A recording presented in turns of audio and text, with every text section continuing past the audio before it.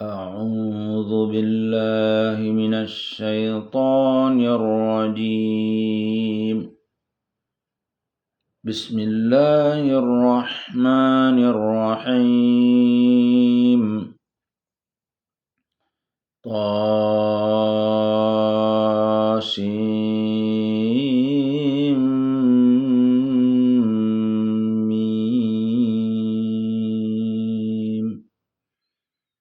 تلك آيات الكتاب المبين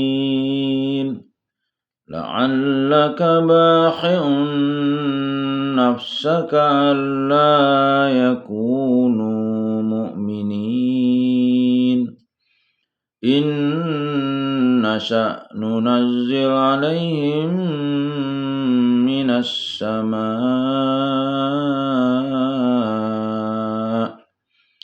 من السماء آية فظلت أعناقهم لها خاضعين وما يأتيهم من ذكر من الرحمن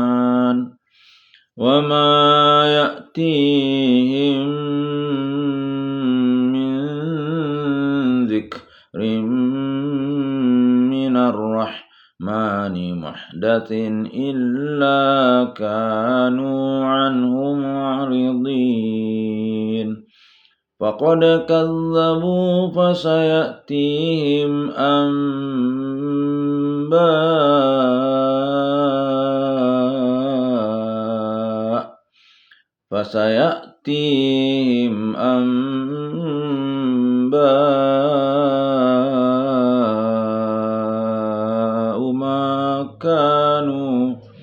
ما كانوا به يستهزئون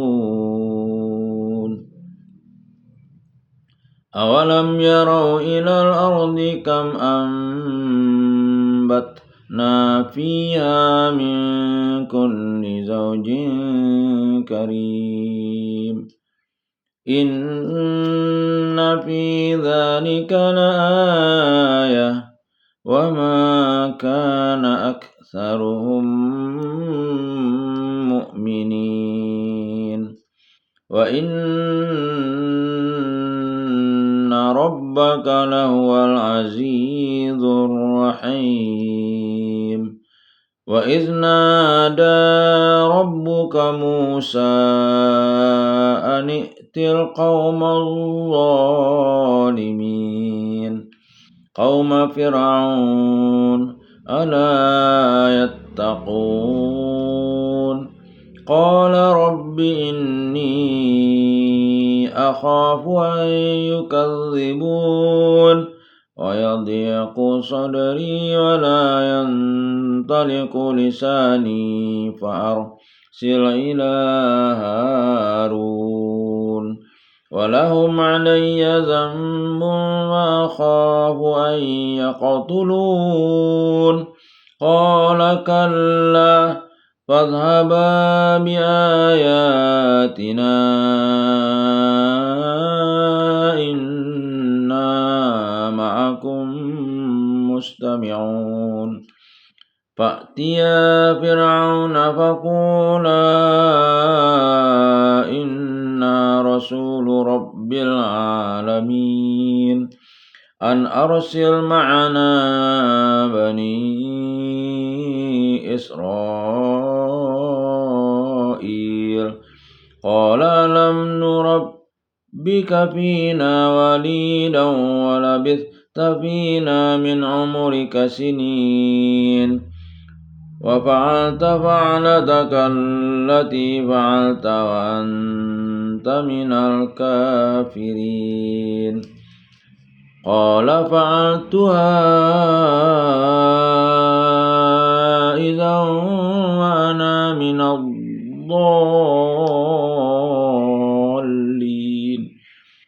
قال فعلتها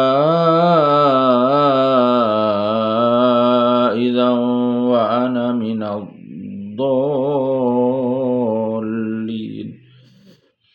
ففررت منكم لما خفتكم فوهب لي ربي حكما وجعلني من المرسلين وتلك نعمة تمنها علي أن وتلك نعمة تمنها علي أن عبدت بني إسرائيل قال فرعون وما رب العالمين قال رب السماوات والأرض وما بينهما إن كنتم موقنين قال لمن حوله ألا تستمعون قال ربكم ورب آبائكم الأولين قال إن رسولكم الذي أرسل إليكم لمجنون قال رب المشرق والمغرب وما بينهما إن كنتم تعقلون قال لئن اتخذت إلها غيري لأجعلنك من المسجونين قال أولو جئتك بشيء مبين قال فأت به إن كنت من الصادقين فألقى عصاه فإذا هي ثعبان مبين ونزع يده فإذا هي بيضاء للناظرين قال للملأ حوله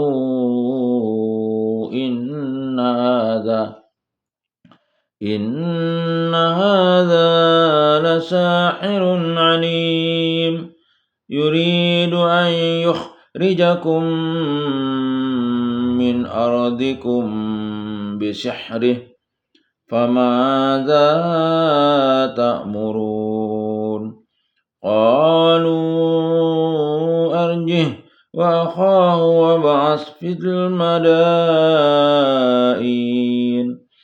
قالوا أرجه وأخاه وابعث في المدائن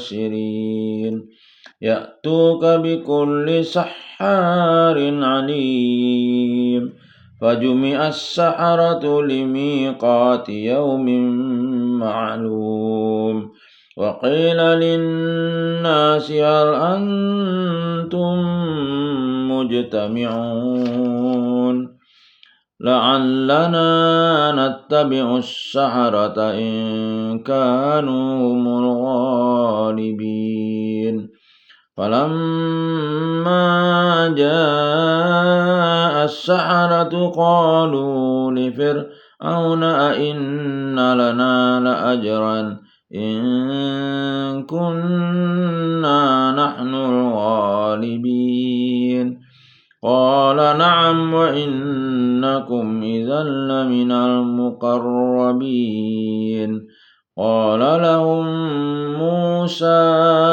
ألقوا ما أنتم ملقون فألقوا حبالهم وعصيهم وقالوا بعزة فرعون إنا لنحن الغالبون فألقى موسى عصاه فإذا هي تلقف ما يأفكون فألقي السحرة ساجدين قالوا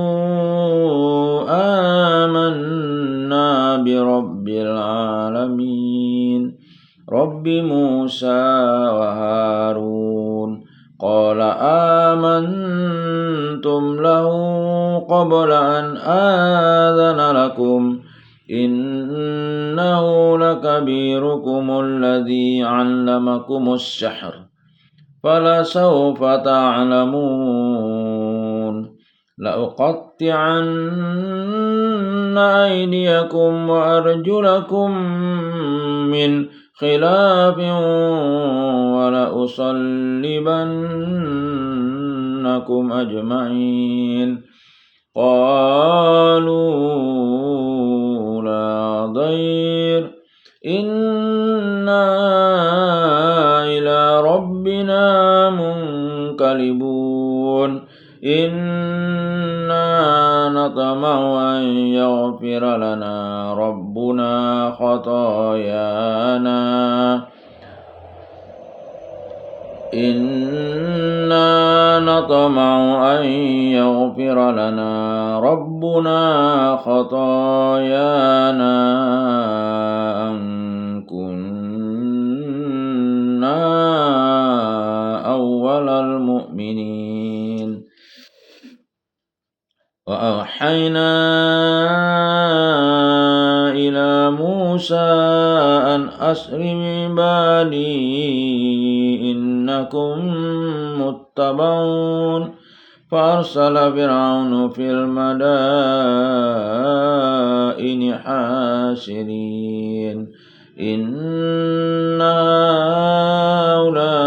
هؤلاء لشرذمة قليلون وإنهم لنا لغائظون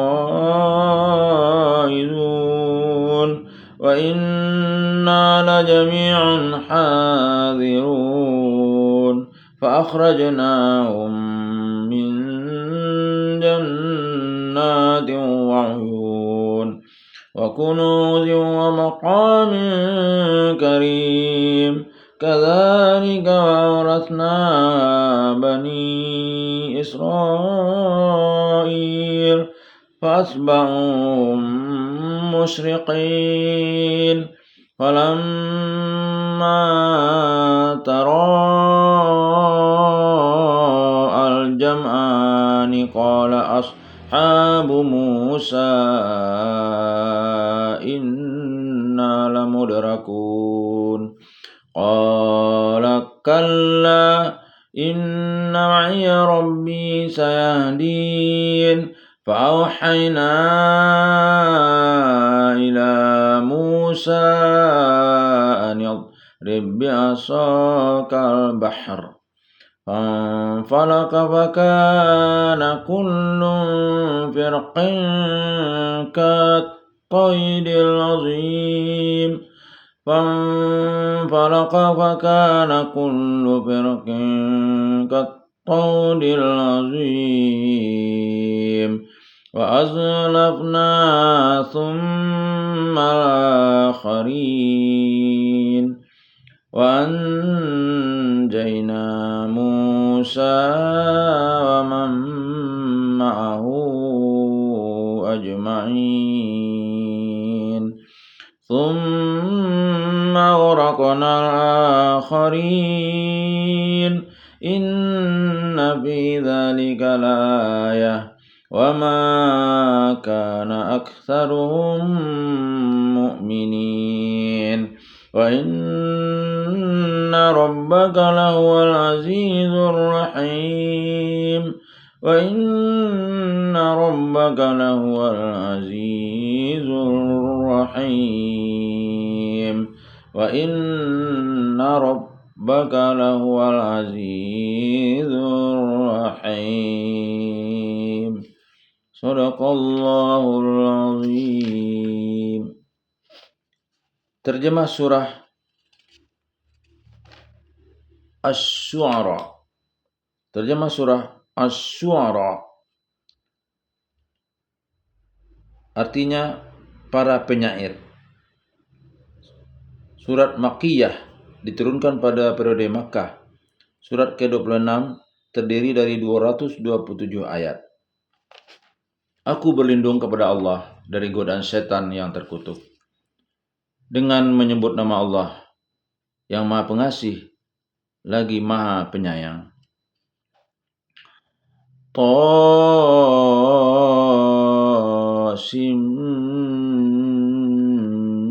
Mim.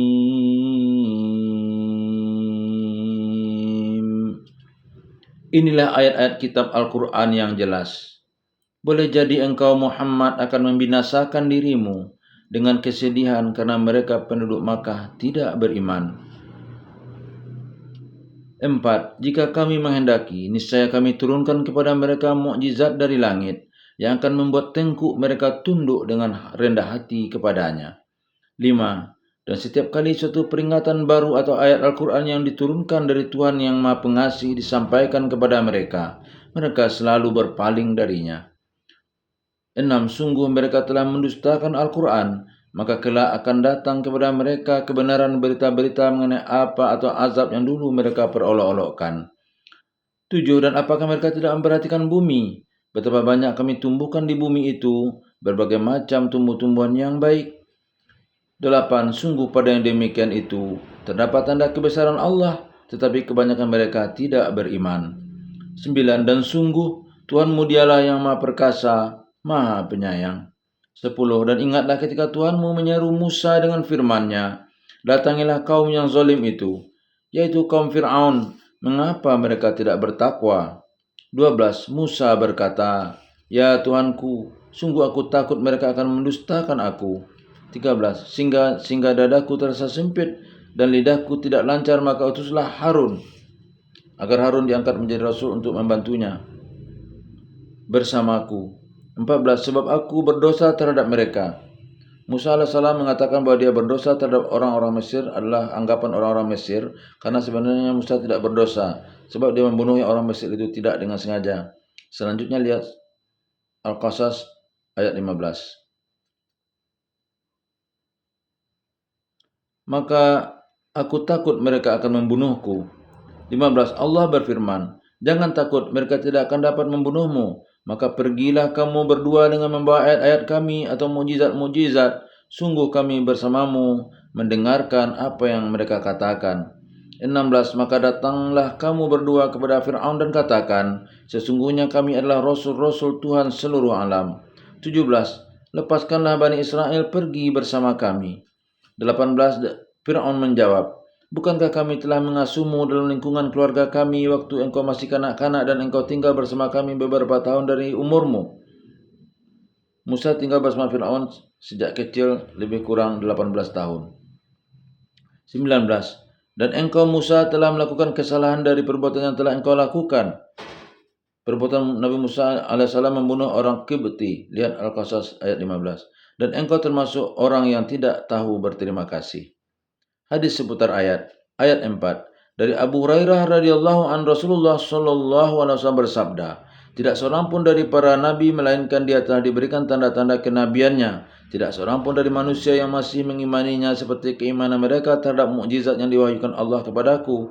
Maka aku berharap agar aku menjadi orang yang paling banyak pengikutnya daripada mereka pada hari kiamat. Hadis riwayat Bukhari dan Muslim. Ayat 9. Dari Ibnu Umar radhiyallahu an, dari Rasulullah sallallahu alaihi wasallam beliau bersabda, Allah Subhanahu wa taala meliput semesta langit dengan tangan kanannya. Dari Ibnu Umar radhiyallahu an, dari Rasulullah sallallahu alaihi wasallam beliau bersabda, Allah Subhanahu wa taala melipat semesta langit dengan tangan kanannya, lalu dia berfirman, akulah sang raja, akulah yang maha perkasa, akulah yang maha sombong. Mana raja-raja di dunia? Mana manusia-manusia yang merasa hebat dan perkasa? Mana manusia-manusia yang sombong? Hadis riwayat Bukhari dan Muslim. Terjemah ayat 20. Musa berkata, aku telah melakukannya dan ketika itu aku termasuk orang yang khilaf. Lalu aku lari darimu karena aku takut kepadamu. Kemudian Tuhanku menganugerahkan ilmu kepadaku serta dia menjadikan aku salah seorang di antara rasul-rasul. 22. Dan itulah kebaikan yang telah engkau berikan kepadaku. Sementara itu engkau telah memperbudak Bani Israel. 23. Fir'aun bertanya, siapa Tuhan seluruh alam itu? Musa menjawab, Tuhan pencipta langit dan bumi dan apa yang ada di antara keduanya. Itulah Tuhanmu jika kamu mempercayainya. Fir'aun berkata kepada orang-orang di sekelilingnya, apakah kamu tidak mendengar apa yang dia katakannya? Musa berkata, dia Tuhanmu dan juga Tuhan nenek moyangmu terdahulu. Firaun berkata, sungguh rasulmu yang diutus kepada kamu benar-benar orang gila. Musa berkata, dialah Tuhan yang menguasai timur dan barat dan apa yang ada di antara keduanya jika kamu mengerti. 29. Firaun berkata, sungguh jika engkau menyembah Tuhan selain aku, pasti aku masukkan engkau ke dalam penjara. Musa berkata, apakah engkau akan melakukan itu sekalipun aku tunjukkan kepadamu sesuatu bukti yang nyata? Firaun berkata, tunjukkan sesuatu bukti yang nyata itu jika engkau termasuk orang yang benar. Maka Musa melemparkan tongkatnya. Tiba-tiba tongkat itu menjadi ular besar yang sebenarnya. Dan dia mengeluarkan tangannya dari dalam bajunya. Tiba-tiba tangan itu menjadi putih bercahaya bagi orang-orang yang melihatnya. Firaun berkata kepada para pemuka di sekelilingnya, sesungguhnya Musa ini pasti seorang penyihir yang pandai. Dia hendak mengusir kamu dari negerimu dengan sihirnya. Karena itu apakah yang kamu sarankan? Mereka menjawab, tahanlah untuk sementara dia dan saudaranya, dan utuslah ke seluruh negeri orang-orang yang akan mengumpulkan penyihir. Niscaya mereka akan mendatangkan semua penyihir yang pandai kepadamu. Lalu dikumpulkanlah para penyihir pada waktu yang ditetapkan di hari yang telah ditentukan. Dan diumumkan kepada orang banyak, berkumpullah kamu semua. Hadis seputar ayat. Ayat 24. Abu Bakar As-Siddiq radhiyallahu an dia berkata kepada Rasulullah sallallahu alaihi wasallam, wahai Rasulullah, ajarkan kepadaku suatu bacaan doa yang senantiasa akan aku ucapkan tatkala aku berpagi dan bersore hari. Dan apabila telah berada di pembaringan, maka beliau bersabda kepadanya, ucapkanlah, ya Allah, Zat yang menciptakan semesta langit dan bumi, yang maha mengetahui terhadap hal-hal yang gaib dan yang nyata, Tuhan segala sesuatu dan Raja di rajanya. Aku bersaksi bahwa tiada Tuhan selain Engkau. Aku berlindung kepadamu dari keburukan jiwa dan dari keburukan setan dan sekutu-sekutunya. Hadis riwayat Tirmizi dan Abu Daud. Terjemah ayat 40. Agar kita mengikuti para penyihir itu jika mereka yang menang. Maka ketika para penyihir datang, mereka berkata kepada Fir'aun, apakah kami benar-benar akan mendapat imbalan yang besar jika kami yang menang? Fir'aun menjawab, ya, dan bahkan kamu pasti akan mendapat kedudukan yang dekat kepadaku. Musa berkata kepada mereka, lemparkanlah apa yang hendak kamu lemparkan. Lalu mereka melemparkan tali temali dan tongkat-tongkat mereka seraya berkata, demi kekuasaan Fir'aun pasti kamilah yang akan menang. Kemudian Musa melemparkan tongkatnya, maka tiba-tiba ia menelan benda-benda palsu yang mereka ada-adakan itu.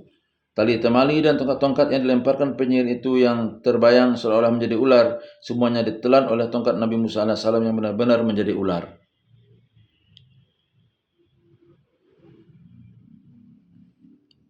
(46) Maka menyungkurlah para penyihir itu bersujud. Mereka berkata, kami beriman kepada Tuhan seluruh alam, yaitu Tuhannya Musa dan Harun. Fir'aun berkata, mengapa kamu beriman kepada Musa sebelum aku memberi izin kepadamu? Sesungguhnya dia pemimpinmu yang mengajarkan sihir kepadamu. Nanti kamu pasti akan tahu akibat perbuatanmu. Pasti akan kupotong tangan dan kakimu bersilang, dan sungguh akan aku salib semuanya. Mereka berkata, tidak ada yang kami takutkan karena kami akan kembali kepada Tuhan kami. Sesungguhnya kami sangat menginginkan sekiranya Tuhan kami akan mengampuni kesalahan kami karena menjadi orang yang pertama-tama beriman. Dan kami wahyukan perintahkan kepada Musa, pergilah pada malam hari dengan membawa hamba-hambaku Bani Israel, sebab pasti kamu akan dikejar.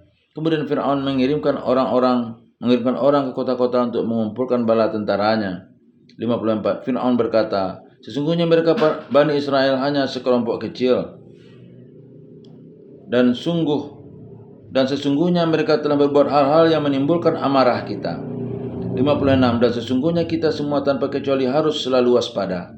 Kemudian kami keluarkan mereka Fir'aun dan kaumnya dari taman-taman dan mata air. 58. Dan dari harta kekayaan dan kedudukan yang mulia.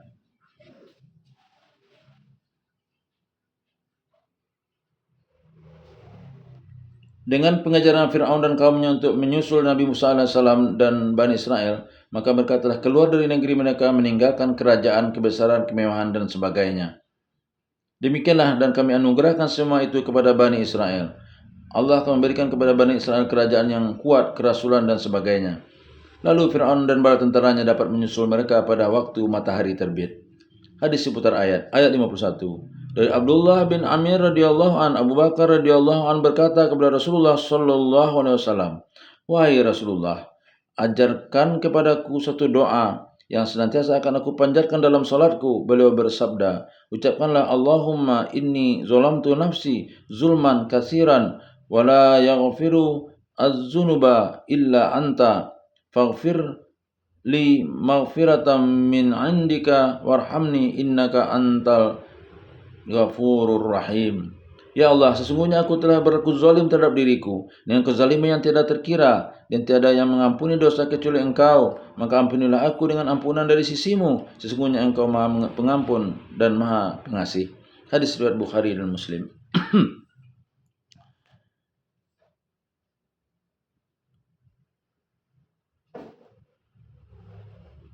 Maka ketika kedua golongan itu saling melihat, berkatalah pengikut-pengikut Musa, kita benar-benar akan tersusul. Musa menjawab, sekali-kali tidak akan tersusul. Sesungguhnya Tuhanku bersamaku, Dia akan memberi petunjuk kepadaku.